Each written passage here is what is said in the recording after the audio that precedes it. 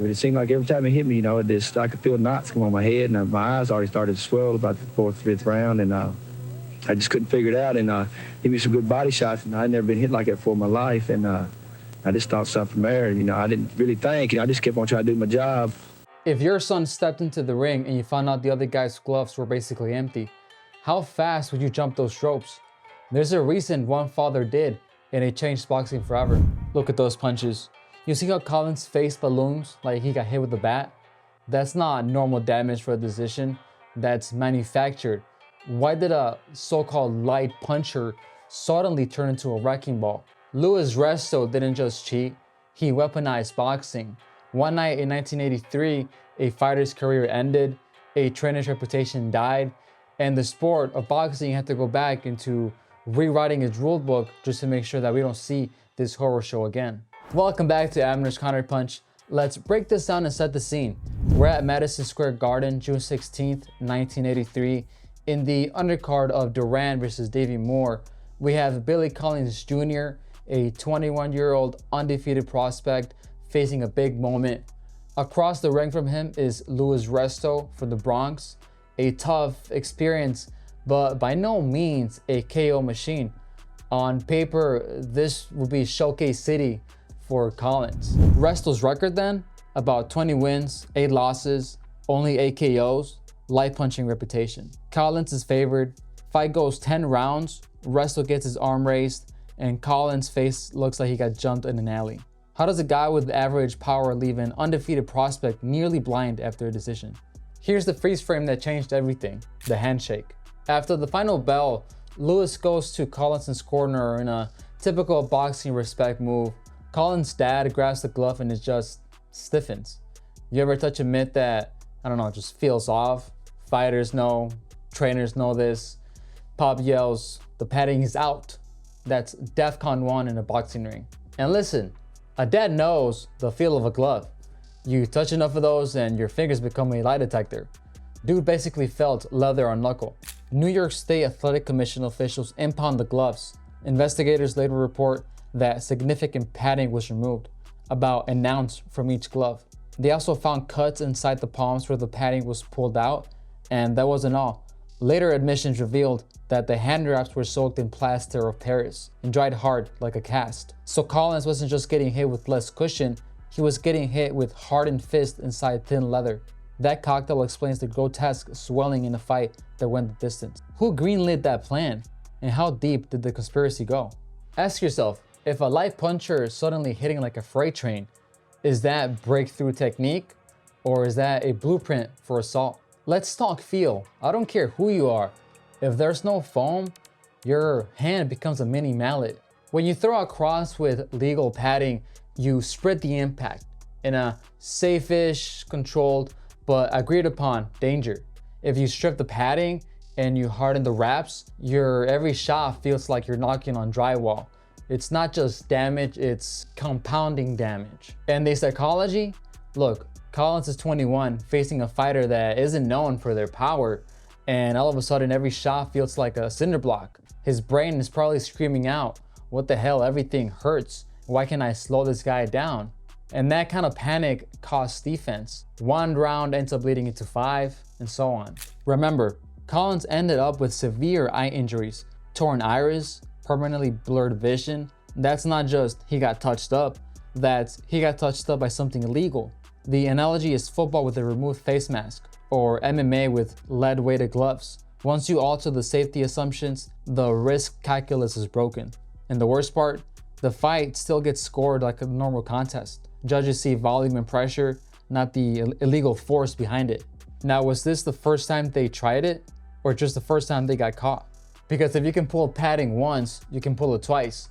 And if the hand wraps were plastered in this night, what about the other nights? Enter Panama Lewis, the trainer known for, let's say, creative corner work. New York's commission concluded that Panama orchestrated the tampering. Either Resto knew, or at least you should have known, right? Because if you can't feel the difference between marshmallow and concrete in your glove, you're not a fighter, you're a mannequin. And here's the ugly deets. There was talks of a big bet placed on Lewis that was being floated on at trial. motive meets opportunity, because look, if you give an underdog like that iron fist for one night, you can stand to make big bank, and you destroy another young man's career in the process. The immediate consequences: the result gets flipped to no contest, the commission yanks licenses. Panama Lewis, he gets a lifetime revocation in New York, effectively nationwide. And for Louis Resto, suspended, never fought again. But this didn't stop at the commission. 1986 criminal trial of assault, conspiracy, and possession of a deadly weapon. That weapon being the plaster-loaded hands. The sentences were Resto gets 3 years, Lewis gets 6. Both ended up serving time. That level of accountability in boxing, almost unheard of. And yet, did the sport itself feel the weight, or did it try to move on? Because regulations only matter if you change the ritual of where it happens, the dressing room. Boxing learned painfully that the fight starts before the ring walk. Post-Resto, commissions tighten up. They check the wraps, they sign off on the gloves, and the chain of custody gets real. No more of this, hey coach, watch my gloves while I go get some coffee. The manufacturers get looped in, tamper-evident tape, sealed laces, procedures for reinspection. The new religion is trust but verify. And even then, history tries to repeat. In 2009, Antonio Margarito, inspector finds a plaster-like substance in the wraps pre-fight. He was suspended for 1 year. Antonio Margarito, he would put plaster of Paris inside his wraps. After he knocked out Miguel Cotto, that's when people had suspicions. Cotto was this proud, undefeated champion. He started the fight just outclassing Margarito. But around the 5th or 6th round, suddenly every time Margarito touched Cotto, it was leaving a mark. Instant deja vu. The Resto case becomes the cautionary lighthouse. You load your hands, you're done. Or you should be. Some argue Margarito got a lighter road back than Resto, but the point stands. Resto sets the ceiling for punishment, and inspectors since then have been hawk-eyed. So if rules change, why does the Resto case still sting decades later? Because paperwork can refund a stolen career, or resurrect a life. Billy Collins Jr. never fought again. Let that land. He is told that he'll never be cleared again to fight because his vision is too wrecked. That's when depression hits, the spiral starts, and 9 months later, he dies in a car crash at 22 years old. Many people believe that it was an accident. It was a heartbreak with the steering wheel. And for years, Resto says he didn't know anything. But then, decades later, documentary time. Resto breaks down and apologizes to Collins' widow. He admits to knowing about the plaster wraps. He even says that they pulled the padding out on other fights too. But that apology didn't fix anything. It exposed the rot. Those confessions confirmed the worst. Not a one-night fluke, but a pattern under a trainer notorious for skirting the line. Even with remorse, the Collins family never forgave. And frankly, I get it. You can serve time, lose your license, live in exile, but the ledger doesn't balance when a 21-year-old's career and future are gone. What does forgiveness even look like in a sport built on controlled damage when someone uncages it? Let's zoom out, because there's a bigger fight happening outside the ropes. I'll tell you something from my own time in the gym.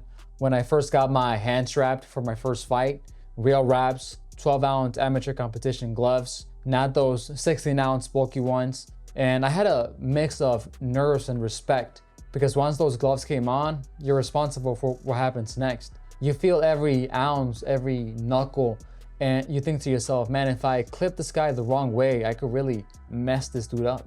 And that's the quiet truth people don't talk about. Yeah, we all want to win, but we don't want to break another fighter down. That's why the wraps and the gloves matter. Especially when you're going under 10 ounces, you mess with that, you're not a competitor anymore, you're a coward hiding behind leather.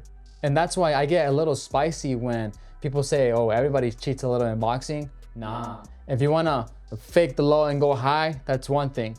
But if you're going to start hardening your wraps and yanking foam, nah, that's fucked up. So what's the actual lesson the young fighter should pull from this?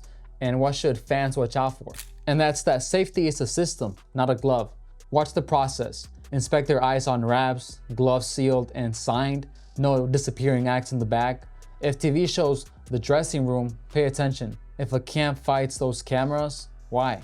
If a guy with average power suddenly becomes a destroyer, your eyebrow should go up. Could be technique, could be maturity, or it could be something else. Big jumps aren't always training miracles. Also, your coach can make you or make you infamous. You need people who'd rather lose right than win with a felony. And for fans, respect the inspectors. They look like hall monitors until the night comes that they end up saving a career. So I'll say it plain. Resto didn't outbox a prospect. He ambushed them with illegal hands. That night forced boxing to grow up. It made the sport put clipboards and cameras in the places where the cheating typically happens, behind the curtain. And Resto did pay. He was jailed, banished, forever a cautionary tale. But Collins, he paid the ultimate bill. And that's what I can't make peace with. Some debts don't have change. And the system that was supposed to stop this corruption, it might be walking right back into it. Dana White is trying to bring Sufa boxing into life. And depending on who you ask, this could either be the savior that boxing needed or the same monster wearing a new suit. Click here for that video where I break that down, and hit subscribe while you're at it, and I'll catch you in the next one. See ya.